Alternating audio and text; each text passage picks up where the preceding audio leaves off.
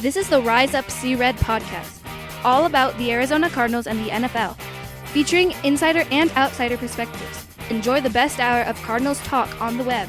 Now here are your hosts, Jess Root and Seth Cox.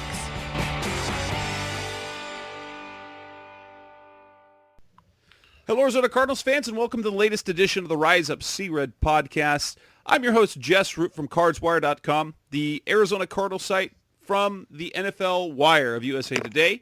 My co-host is Seth Cox from RevengeOfTheBirds.com, the SB Nation Arizona Cardinals site, and this is episode 289.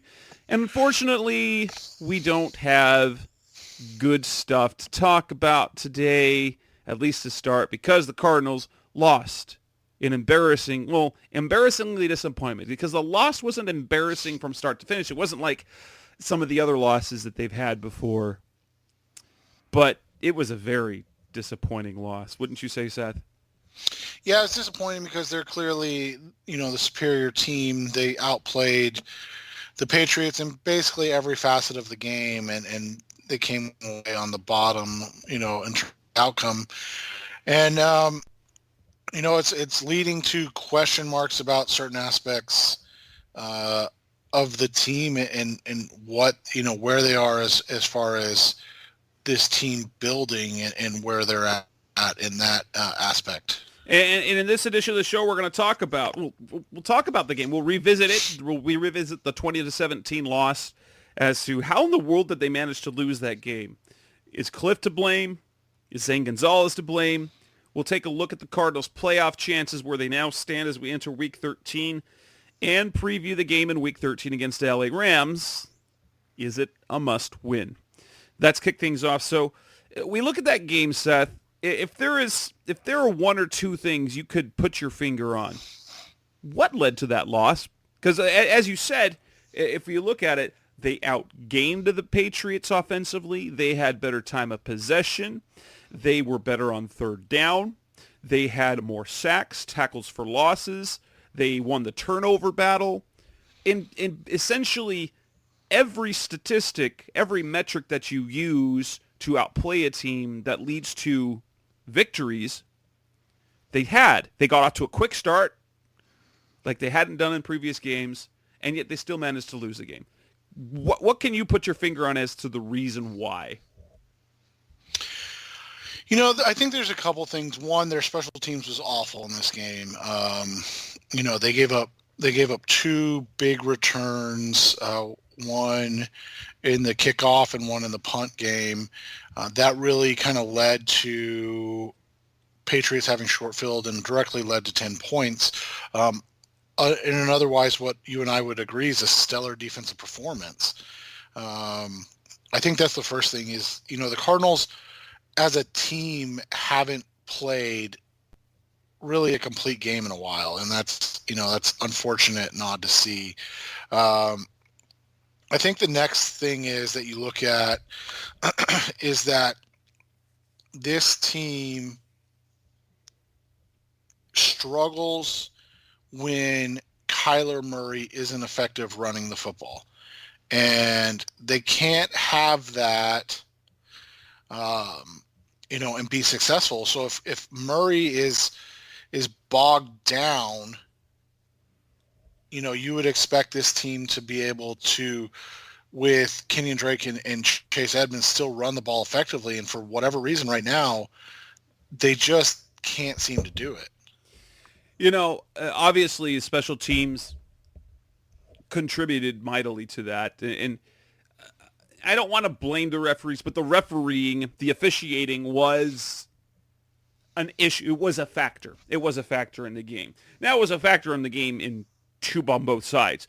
The penalty, the Patriots had a punt return for a touchdown taken off the board on a penalty that, on the pool report after the game, where a reporter talks to the head referee, the head official, apparently 3 different officials threw a flag on that block by Anthony Jennings on Zeke Turner, led to the illegal block, and that backed him up and negated the touchdown. So that cost New England 4 points. I guess according to the letter of the law, the wording of the ruling, that was the right call, and 3 different officials saw it.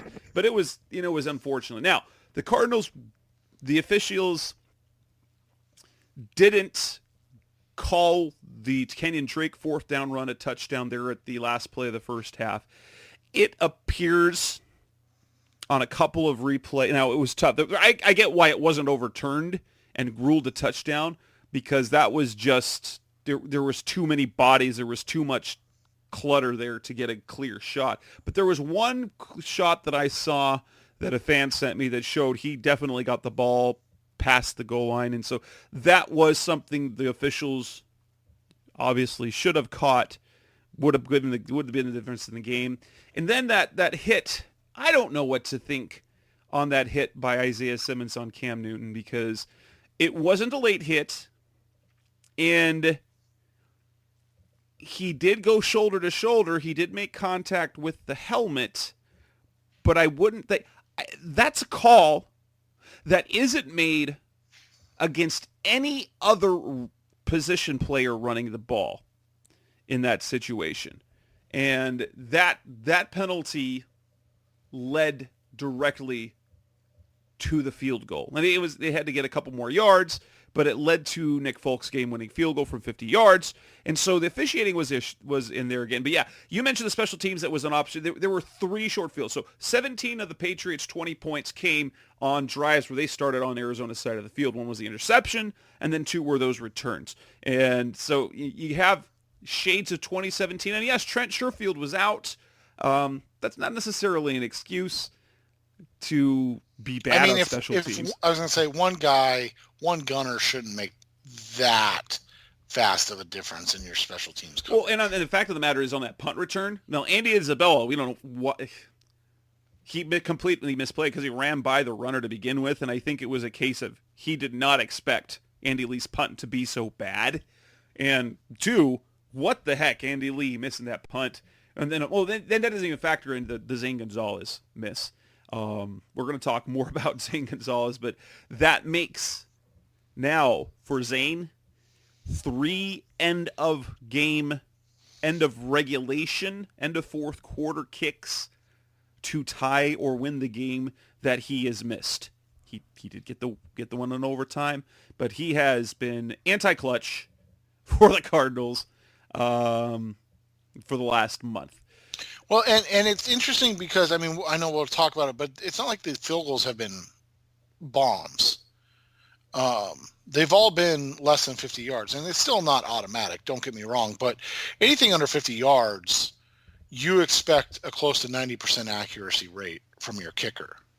Anymore, yeah. This isn't 1985.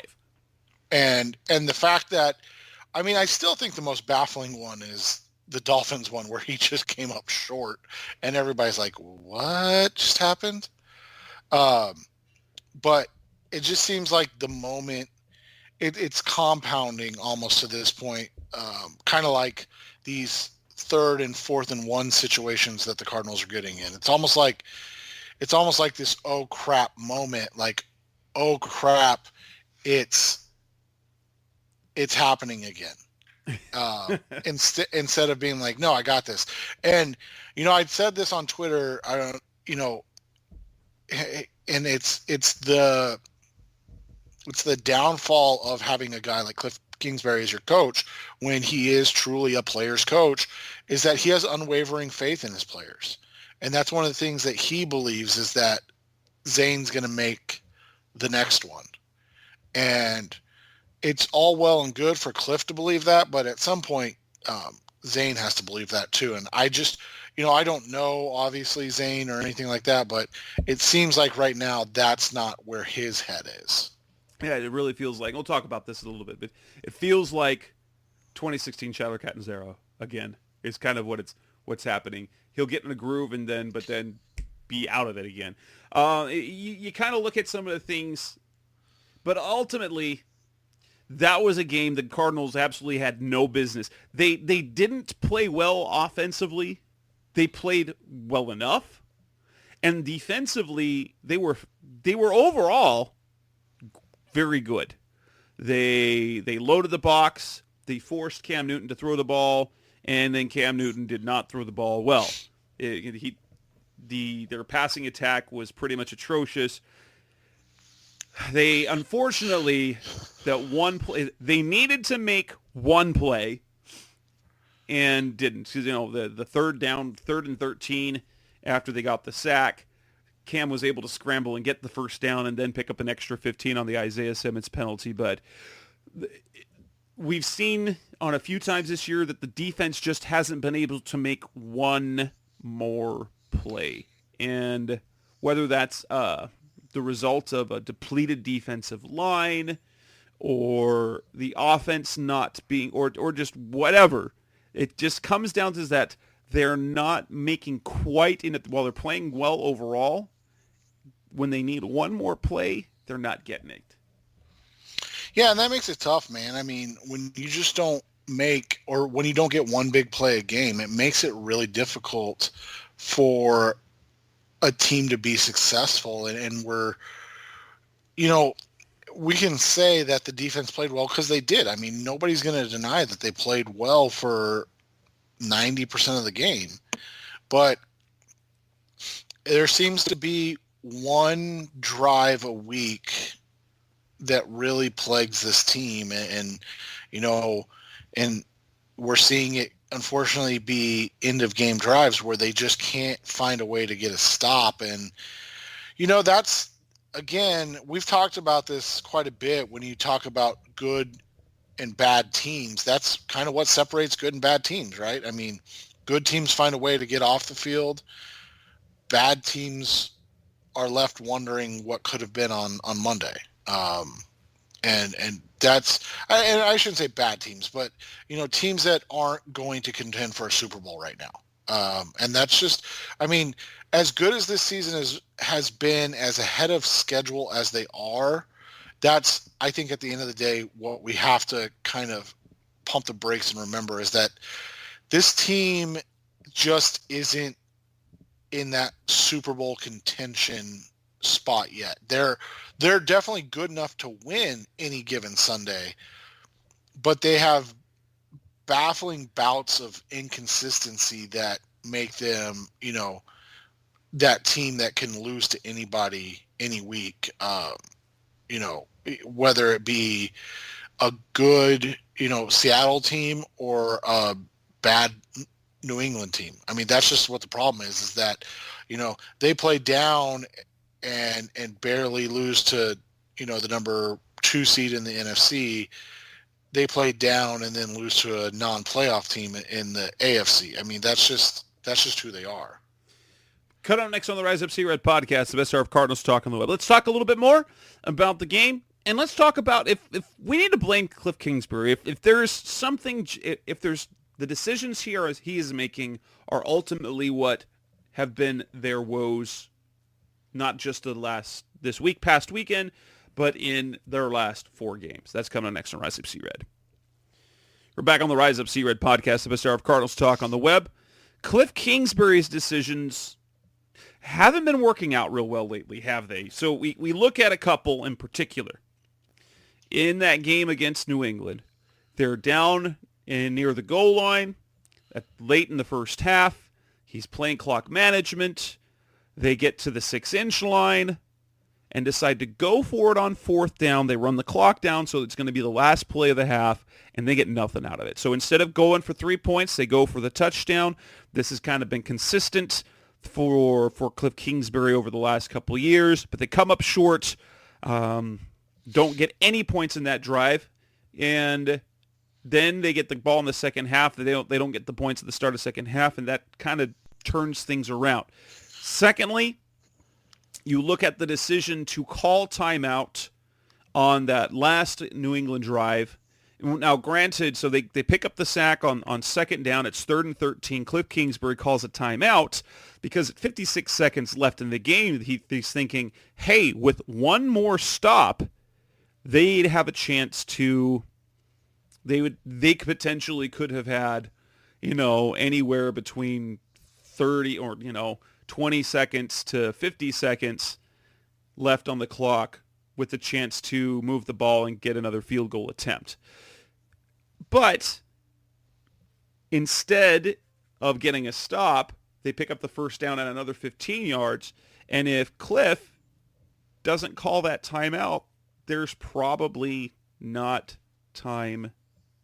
There's not as much time. And instead of a 50-yard field goal, you're probably looking at something that more of the 55-yard range where Nick Folk is not that good. Do you blame, in part, the decision-making of Kliff Kingsbury? I just wonder if he's battling himself. If there's, we talked about confidence issue. If Kliff is struggling with that confidence issue, if he's struggling to find his way right now and what he should be doing to put this team in a position, because that's one of the things that we talk about with him quite a bit, is that he's very willing to take the blame for things. He's very willing to be the guy that's that is at fault for things that go wrong, and it's admirable. But at some point, is it him or is he just stepping up for guys that are missing things? Whether it be Zane Gonzalez missing kicks, whether it be Andy Lee not kicking the ball well, whether it be Patrick Peterson, not covering well or not making tackles in the open field on running plays. Whatever the situation may be, at some point, either he's got to hold the team accountable or he's going to be held accountable and, be gone. And so that's what my biggest question is for him is I think he's a very good tactician. I think the players really like him because he is a guy that he's kind of the anti-Bruce Arians, right? Like he's got the same type of mind as Bruce, but he's not going to throw guys under the bus. But I wonder at what point he becomes a little bit less of the guy that's, willing to take the blame for things.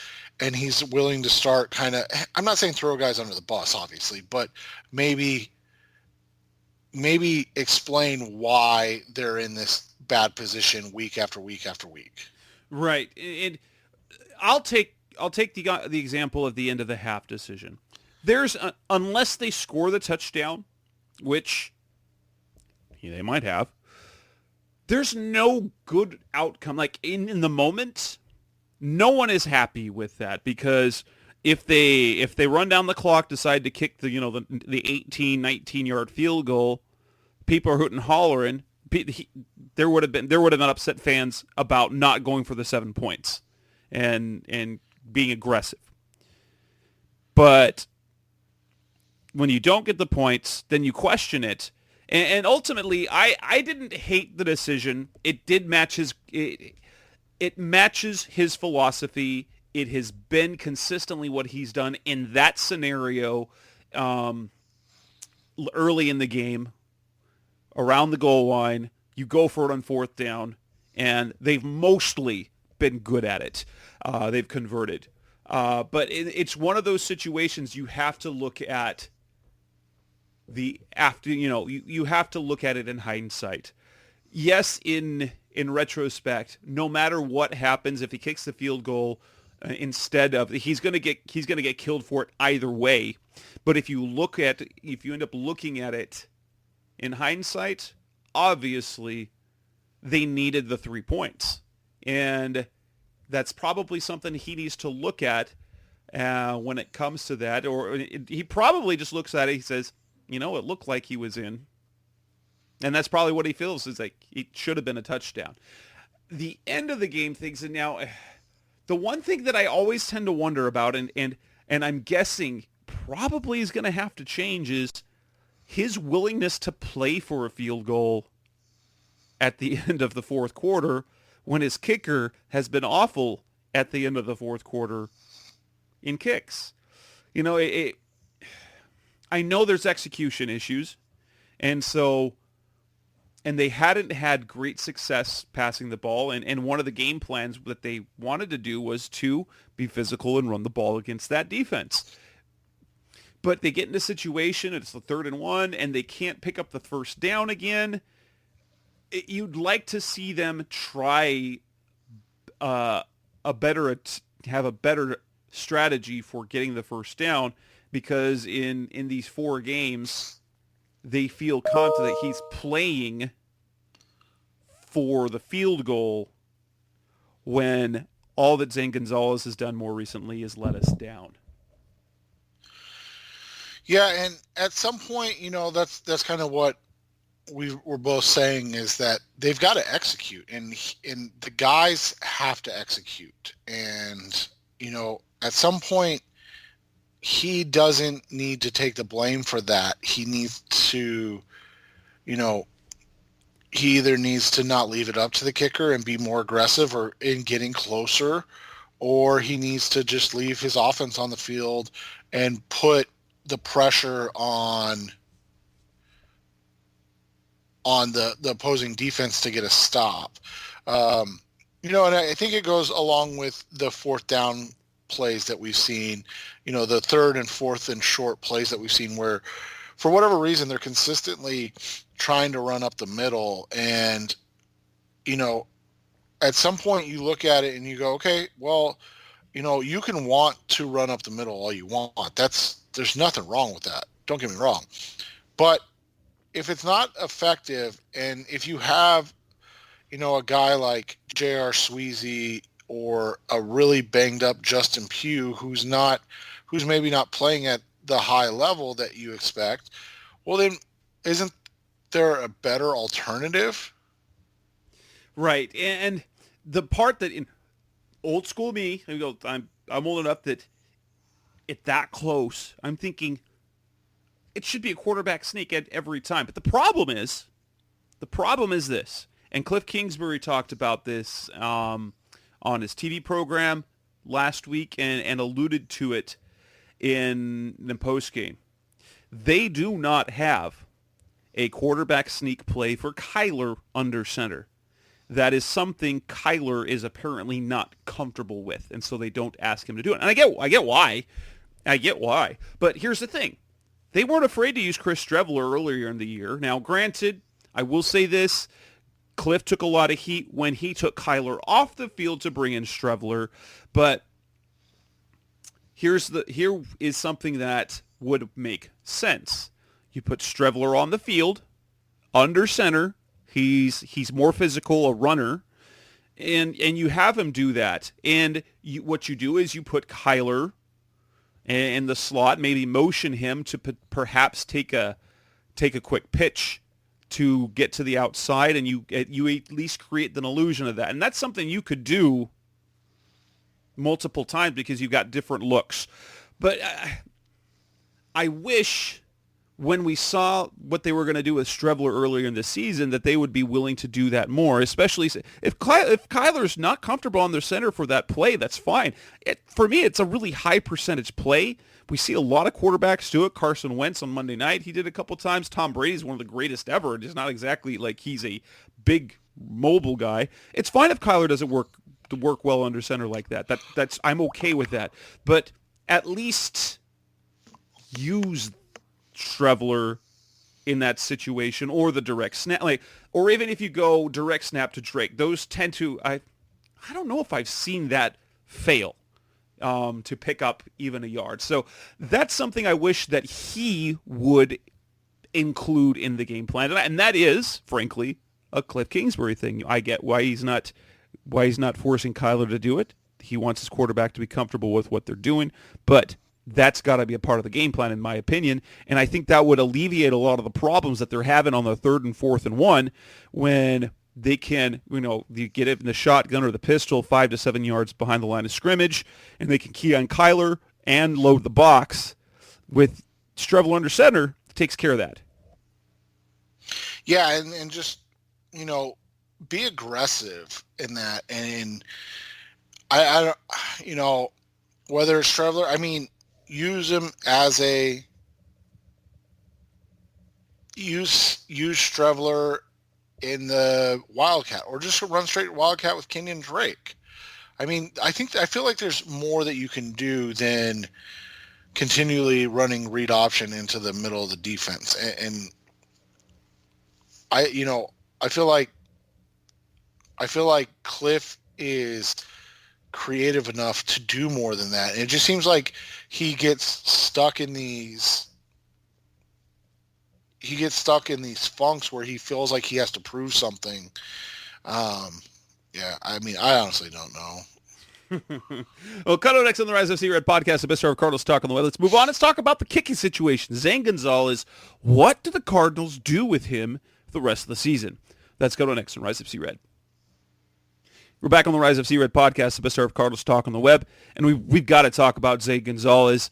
With as much good as he's done for the team the last couple of 2 years plus, it has become painfully evident, as we've alluded to earlier in the show, that he doesn't have the mojo for the late fourth quarter kick. He missed a game winner against Seattle. He got the opportunity to kick in overtime.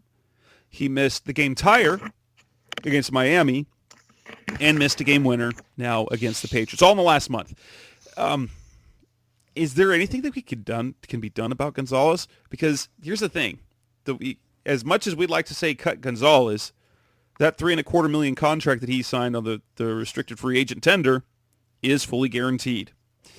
And if you're going to bring up Mike Nugent from the practice squad in his place, I don't know if I like that option any better. That's kind of a conundrum they have. What should they do about Zane? I think at this point it's too late. It's tough.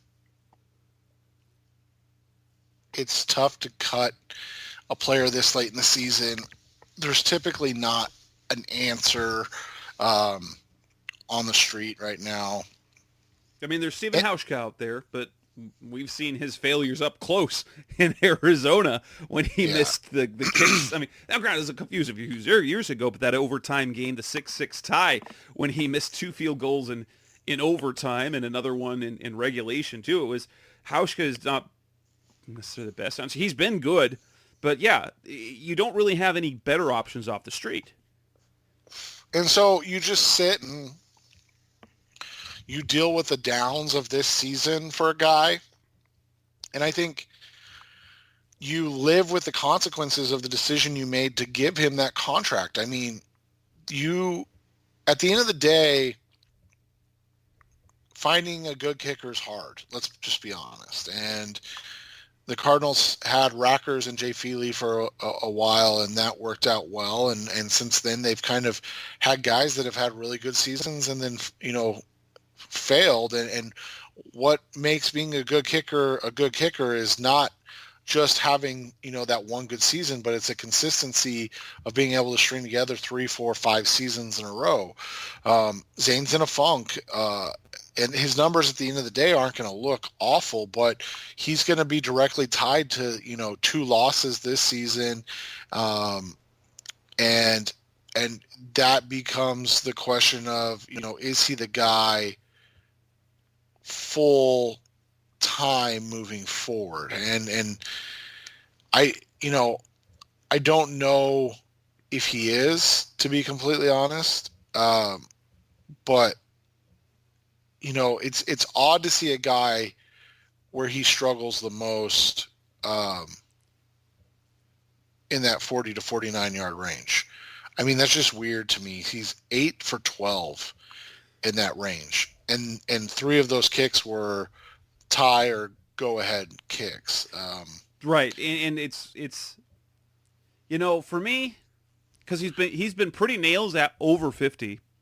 He's nails. Yeah, he's 2 for 3 over 50. That's the crazy part. And the one miss over 50, I believe, what was it in week 1? Or was that a 49-yarder that he missed? I don't remember. I think that was week 1. Yeah. I So think you're right. he hasn't missed a 50-pluser since week 1 of this season. And yeah, but I guess the only thing you can do, if you can't make a personnel change, is that just changes your end game strategy. You now know that unless you're in a catastrophic, you have to get basically inside. You have to get inside the 25, essentially. You know you have to get inside the 25 to feel comfortable. And I think that's kind of the way they have to go is instead of Kliff being content to play for that makeable field goal, you've got to push the envelope and know, hey, we've got to get it inside the 25. We've got to get it basically down to the 20 to really feel comfortable. And that's going to change his play calling and his strategy, I think. But honestly, there's nothing else you can do other than, hey, don't be in a situation where you need him at the end of the game. Make better decisions and execute better earlier in the game so that you're up by a full score or not losing at the end of a game. Yeah, and I mean, it's easier said than done, obviously. But yeah, I mean, when you haven't missed a 50-yard field goal since, the second quarter of week 1, when you are, when you've missed one field goal all season outside of 50 yards, when you've only missed one field goal outside of 40 yards all season, and you've only missed one extra point all season. I mean, it's just, that's what I mean. At the end of the day, I mean, he's at 76.2%, and that's not good. I mean, you need to be above 85% to be a good kicker in this league. And 4 of those misses are in that 40 to 49 range. And that's kind of money zone for a kicker. When you really think about it, that's the place where you kind of live, because that's not a green light to go for it on 4th down. That's usually where drives stall. And I mean, you just look at his numbers. I mean, he's attempted more field goals in the 40 to 49 yard range than everywhere else combined. 0 to 19, he hasn't attempted any. 20 to 29, he's 4 for 4. 30 to 39, he's 2 for 2, and plus 50 plus, he's 2 for 3. So I mean, he's only attempted 9 field goals that's not in the 40 to 49 yard range, and he's 16 for 21. I mean, that's just at the end of the day, if you don't make those kicks in the 40 to 49 yard range, you're just not an NFL kicker. And I'm not saying he's not an NFL kicker. I don't want people to take it as that. But if you're not going to make those kicks, you can't be the kicker for an NFL team, especially one that's obviously close but needs a competent kicker. Coda next on the Rise Up See Red podcast, the best sort of Cardinals talk on the web. It is now time to talk playoff chances again. Where do the Cardinals stand after falling to 6-5? That's coming up next on Rise Up See Red. We're back on the Rise Up See Red podcast, the best sort of Cardinals talk on the web. Last week on the show, we talked about how the Cardinals seemed to have that number 7 spot with the schedule they had left. It looked like pretty much a lock. We didn't count on them losing to the Patriots, falling to 6-5. But guess what? The Cardinals got some help. They didn't, aside from the Seattle Seahawks pulling off a win, which I'm guessing has finished now. They just finished. They were up. So the Seattle Seahawks, they win, so they now take over the division lead. But the Rams lost, the Buccaneers lost, and the Bears lost. So the teams immediately above them or below them in the wild card race all lost. They did not lose any ground. How confident are you in that spot moving forward? It's interesting because I think with the way the schedule played out, you felt like you were in a good spot. You felt like the Cardinals were in a spot where they could potentially kind of be that 7 seed, maybe sneak up into that 6th spot. The team that scares me the most right now is simply the San Francisco 49ers. I have no faith or And I mean, sounds disrespectful, so I don't mean it to come off that way, because I don't think the Cardinals are exactly world beaters by any means. But I don't really have any concern about the Bears. They just seem like they have too many offensive issues. The Vikings, are at 5-6, and maybe they're a team to worry about. They've got too many games left in the NFC North. Their schedule's kind of tough because they still have.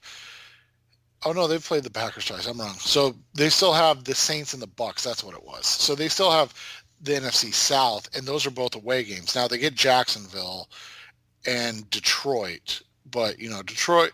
This is the same team that just lost to the Dallas Cowboys. So I'm not terrified of them. It's really the 49ers that worry me the most, because there's still a game at hand with that team. And if you go in tied with them, even though the game's at home, that's a tough thing to do, is sweep the 49ers in a season. Especially if that's kind of in the sweet spot where Jimmy Garoppolo could be coming back. That defense seems to be playing better. For some reason, they kind of have the Rams number. That's the thing I don't understand this year, is that the 49ers have been a mystery. They keep getting, they got all these injuries, but you've got Nick Mullins at quarterback who is not playing well. And you worry about, I think, because of the defense and just because of the fact that they do face the Cardinals again, so that you get a chance to in a game itself, make up a game. But at the same time, Cardinals win that game, and it pushes them further back. So, you were right. So you can't really trust the Bears. You don't know whether you can trust the Vikings.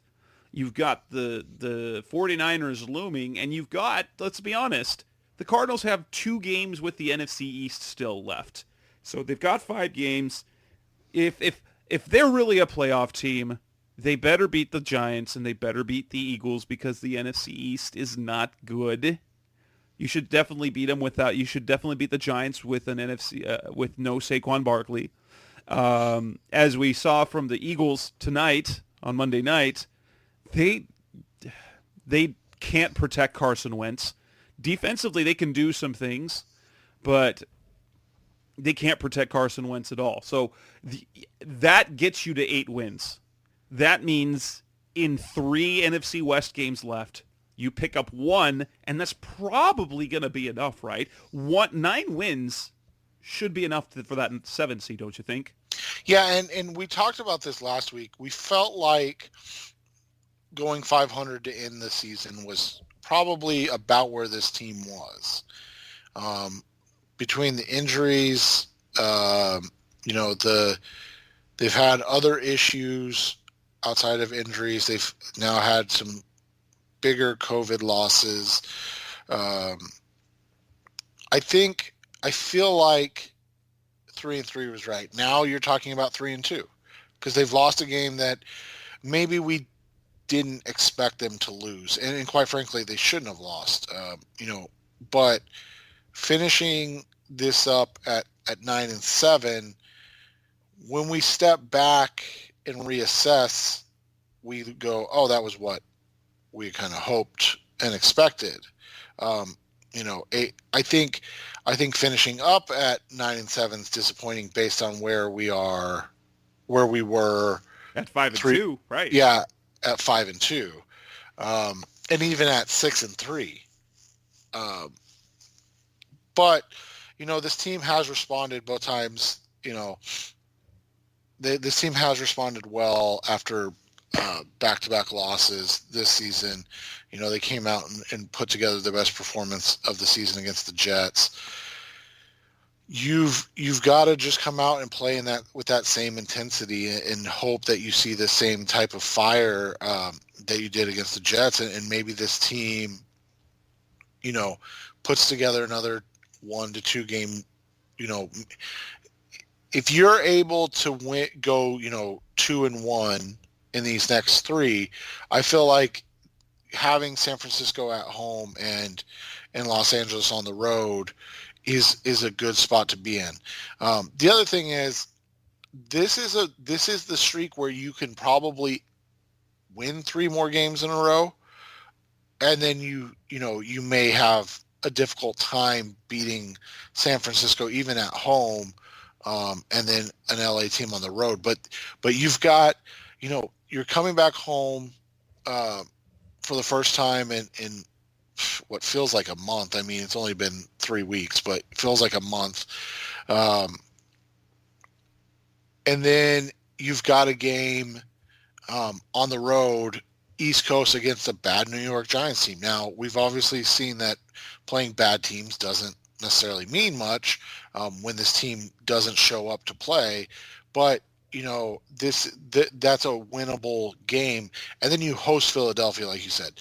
This 3-game streak or stretch is really going to tell you a lot, because if you get back to 500, I think you're in trouble. If you're 6-6, then all of a sudden teams look at you and if New York wins next week, and I quite frankly don't have any idea who they play. No, they play at the Seahawks, so they probably won't win that game. But let's say they somehow pull out a game against the Seahawks, and they're sitting at 5-7, and the Cardinals are 6-6. Then that game's a toss-up, because you're just talking about 1 game difference. All of a sudden, you don't feel like the Cardinals are the superior team, even if they are. And that's kind of where we're getting to right now, is that they're dropping these games, and it's kind of taking the shine off of the good that they've done this year. I mean, I feel like we're disrespecting Bill Belichick a lot in saying that this is a game they should have won, because let's be completely honest. This is what Belichick does, is he puts together defensive schemes that holds great offenses down. And while the Cardinals may have been the number 1 offense from, the total yardage standpoint in the NFL, they were by no means a great offense yet. And Belichick has made a career out of really kind of putting guys in a position to be successful defensively. And, as much as it sucks at the end of the day, because like we said, from every statistical standpoint, the Cardinals were the superior team. I think there were 2 spots that they were not as good, and that's coaching and special teams. And when you're talking about, maybe a stalemate defensively, to then, you're going to give the nod in terms of coaching to Bill Belichick, unless he's matching up with who? Andy Reid, maybe? I mean, realistically, he's still the best coach in the NFL. Clearly. Now, as kind of the tenor of our conversation has gone, would you agree that we've all but conceded this division to the Seahawks at this point, because it looks like they have put things together and we're probably going to run away with this division now, as sad as that sounds, with 5 games left in the year? That's kind of like the feeling that we have right now. The Cardinals are slipping. They are probably going to, as long as they don't fall apart, they'll make the playoffs, but the Seahawks are going to run away with the division. Doesn't it feel like that now? Yeah, and I mean, it was unfortunate, because I think a lot of what happened this season, again, became unrealistic expectations when, the Cardinals won on just what was a bad Seattle decision-making on that Sunday night game. And then they came back and had a Hail Mary, and all of a sudden they're in first place in the division because for whatever reason, like you talked about, the Seahawks can't figure out how to beat the Rams. And everybody, I mean, when you're talking about a week, was it 9 or 10 matchup? I don't even, week 10, or I guess it was 11, right? Yeah. A week 11 Thursday night football game for first place. Like, man, that's just, I mean, that's hard to palate then conceding that 3 games later you're out of it.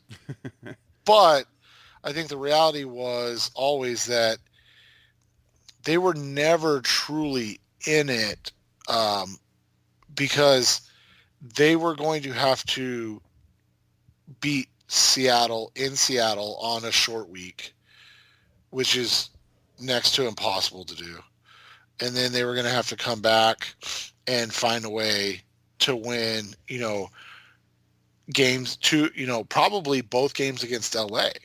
And so I never felt like I mean, I know that they controlled their own destiny, so to speak, in the division, but at the end of the day too, you've got to be realistic about where they are still as a team. And like I said, they're just not quite there yet. And I mean, I'm not a huge DVOA guy in terms of, Football Outsider stuff, but between Justice Mosqueda and his work with the ANYA and then DVOA, the Cardinals are really about where they're supposed to be. They're a team that's right in that 11 to 15 range in the NFL, and I feel like that's a fair place to put them overall. They're not quite on the same tier as some of these teams that are consistent winners yet, just because they haven't done it enough. I mean, again, we're talking about year 2 of what was basically a complete rebuild, and they're I think again you got excited about talking about and being in a Thursday night football game for control of the division, when in reality it was going to take a lot for this team to be the winner of the NFC West, no matter what. Coming up next on the Rise Up Sea Red podcast, the best of Cardinals talk on the web, we hit the final segment of the show where we're going to talk about the Cardinals game this weekend against the LA Rams. Week 13, is it a must-win? Let's break this game down. That's coming up next on Rise Up Sea Red. We're back on the Rise of Sea Red podcast, the best hour of Cardinals talk on the web. The Cardinals play the Rams this weekend. First and foremost, is it a must-win? I think it's as close to one as we've got so far. Yeah, I mean, I think losing to New England made this more of a need to win as opposed to a must-win. I mean, a must-win means fighting for your, playoff life. I think they need to win this game if they want to stay kind of in that control seat for the 7th seed and really kind of fast forward the development of this team. I think losing this game, falling to 6-6 after being at 6-3, I don't think it's worrisome in terms of if they're, on the right track. I still think unless they lose out, they're on the right track. But I think that if you want to be considered, the front runner for that 7 seed, then yeah, this team's got to win this week and really continue to be able to say they control their own destiny. That's absolutely right. The problem is that if we're serious about them being a postseason team, even if they sort of back into it, they can't be in a 3-game skid. They can't lose 4 out of 5. They've lost kind of that mojo that they had, and a win over the Rams, that will totally do is put us back into the positivity side of things, because the Cardinals all year have taken us on a roller coaster. We started the year, 2-0. We're like, they go 5-0, then they lose 2, then Then they win 3 in a row. We're like, oh, could they be 7-2 when they go into and then they lose then they lose the Dolphins. Then they get the Hail Murray, and then we're like, whoa, they've turned a corner again. They just haven't turned the corner. And so I think we've hit a rough patch. It's time for the Cardinals to build up that goodwill again. And if it's anything how the season has gone, it's going to happen. Now, in terms of prediction, do I want to predict a Cardinals win? It's hard for me to do at this point the way they're playing and how the way they're playing the Rams. Well, the Rams are playing, but here's the thing. It's as close to a must-win as they need because it really puts them in a bad situation. You start worrying about players believing in themselves, believing in what they've got the rest of the season. And at the same time, if we're seeing a young team like this, they kind of need that mojo because when they press, they make mistakes. Yeah, and I think they're starting to get a little frustrated with the inability to close out games, and that's one of the biggest kind of steps any team has to take in the NFL is learning how to win. And this is, the only way you do that is by losing, and obviously you don't want to lose often, but I mean, you even look at a guy like Patrick Mahomes and Andy Reid. I mean, Andy Reid's legacy before he finally beat the 49ers in the Super Bowl was that he was a loser. Winning, one of the more winning coaches in regular season NFL history, but a guy that could not win the big game.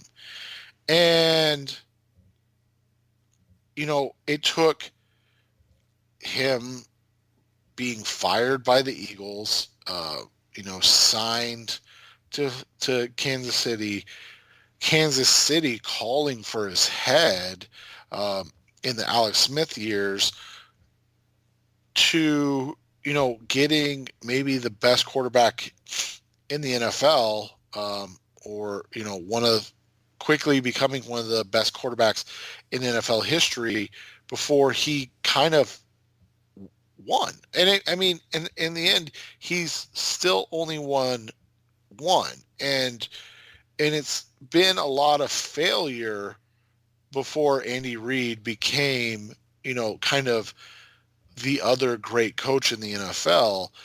Now, I'm not going to say Kliff will ever get there because that's an unfair statement, but it's going to take some time. It's going to take some lumps, and it's unfortunately going to take these just utterly frustrating losses to inferior teams, maybe inferior skilled teams is the better way to put it, before you see that turnaround.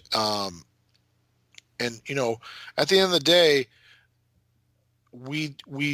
I think you and I both agree that Kliff is good, has the goods to be the guy, but at the same time, he's got to start stacking these wins when he gets the chance, and it's something that, that's what great coaches do, and he's clearly not quite there yet. Well, and if we look at this matchup, they really need it. This is a team the Cardinals haven't beat since Sean McVay took over, and not only have the Rams won 6 in a row, they've beaten the pants off of the Cardinals at every single game except for weeks and their last meeting last year when it was relatively close, but they've put up 31 points or more in every single game. But here's the thing.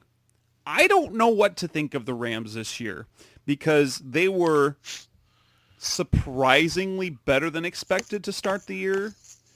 And then they do some things that you're just like, I don't know if this team is quite there yet.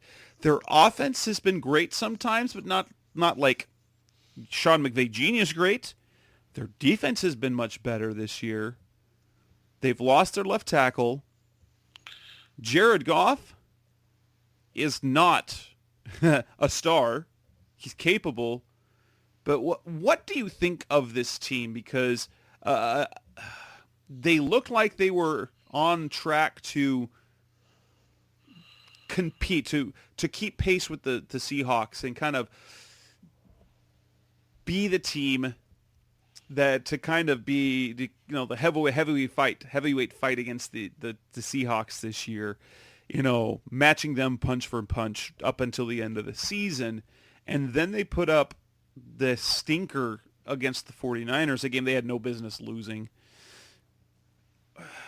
What can we learn from that loss in the 49ers? How much was fluke and how much is what can really be with the Rams? Well, I think a lot of it can really be with the Rams. They're, like you said, they're a bit inconsistent offensively. You kind of just look at the gross numbers, 19th in points for just under 24 points a game. Yards, they're 6th. I mean, that's a really big disparity. They throw the ball pretty well. They run the ball pretty well. But they turn the ball over. And then the thing with them is that they tend to go in waves, kind of like the Cardinals. They get into these funks. I mean, you look at the games, some of the games they've lost, 35-32 to Buffalo, 28-17 to Miami, 24-16 earlier to San Francisco, and then 23-20 to San Francisco. Those are all, I mean, the Bills obviously have a pretty good offense, but none of those teams I would say are great offensively, but then you look at the other things. They hold the Bucs to 24 points on offense. They hold, the then healthy Cowboys to only 17 on offense. And then, when they beat Seattle, they only gave up 16 to Seattle. So they're very Jekyll and Hyde. Sorry. Yeah. They're very Jekyll and Hyde with who shows up. It does suck that the Cardinals are, of course, catching them coming off of a loss. So here's some things. We saw against the 49ers that there's a matchup the Cardinals should be able to exploit, and that's Hassan Reddick on Joseph Noteboom. The 49ers had 2 sacks. They were both by Kerry Hyder. He's not been one to produce a whole lot in his career. And Hassan Reddick has got a dry spell right now. So whether it's Hassan or whether it's Marcus Golden, they should be able to get pressure on Goff's blind side. Jared Goff turned the ball over 3 times on Sunday. He has been the last couple of years more prone to turning the ball over than the previous couple of years. You look at some of the things that San Francisco did offensively. They were able to churn out yards in the running game, and that bodes well for the Cardinals because their running game with the running backs, they can churn out yards. They're kind of consistent at it. If they can get Kyler Murray involved, then that's when that running game becomes dynamic. And Deebo Samuel went off for 11 catches, 133 yards. That means that, hey, there's the possibility of either DeAndre Hopkins or Christian Kirk, one of those 2 players having a big game. And so you kind of look at that and you're like, okay, there's some elements that you like. Do you think the Cardinals are at the point where they can turn things around against the Rams? We saw a change last year between the first game and the second game. The first game after the bye, they were completely lost. And in that last game, that in Week 17, when Kyler was, not 100% with the hamstring, they were right there. They never had control of the game, but they avoided losing control completely. They weren't in control, but they didn't let it spiral. Do you see the possibility of them taking that next step, putting together a good game plan, and flipping? I've talked about over the last few weeks how they finally flipped the script against the Rams. Yeah, I really hope so. I'd like to see this team come out and play an aggressive, full game. I mean, you look at this last week, they had probably their best, if not second best defensive performance of the season. probably second best after the Jets, but they're the Jets, so I guess that doesn't really count. And then you had a great start, kind of that fast start that we've been talking about to the game, and then you just hit that lull again, and it was almost like the game was lost when they were unable to convert that fourth down touchdown right before the half, and the team basically said, this is, we can't do it again. And I'd like to think that this team is more resilient than that, and that we'll see that kind of come to fruition this week, and kind of start playing for the guy that's, at the end of the day, Kliff's job is to win games. So I don't want it to come off like I'm making excuses for Kliff, but the guy that's kind of fallen on the sword in all of this continues to be Kliff. He continues to take the blame week in and week out for the players and not doing their job. Maybe, there's a pride thing that these guys can rally and kind of and respond to, in kind of like, hey, he's defended us. Let's go out and let's defend him, and kind of what he said about us. That starts though kind of at the top. Are they able to get consistent, use of Kyler and his legs? Are they going to be able to get something out of him in this game? And is he going to be able to take on that onus? If not, then it's on Kliff to figure out how to manufacture yards without having him kind of be the catalyst to it. Because that's the other thing that's we found is if this team can't run the football consistently, they're not going to win a lot of games. And Kyler not being a threat to run has become a huge, huge issue for this team. And so that is, something that we'll have to follow, because if Kyler's not able to run physically, or they just don't want to put the shoulder in any more danger, then Kliff has got to develop a scheme that's going to still allow him to be dynamic, and threaten defenses and keep pressure on defenses, which they haven't done the last 2 weeks.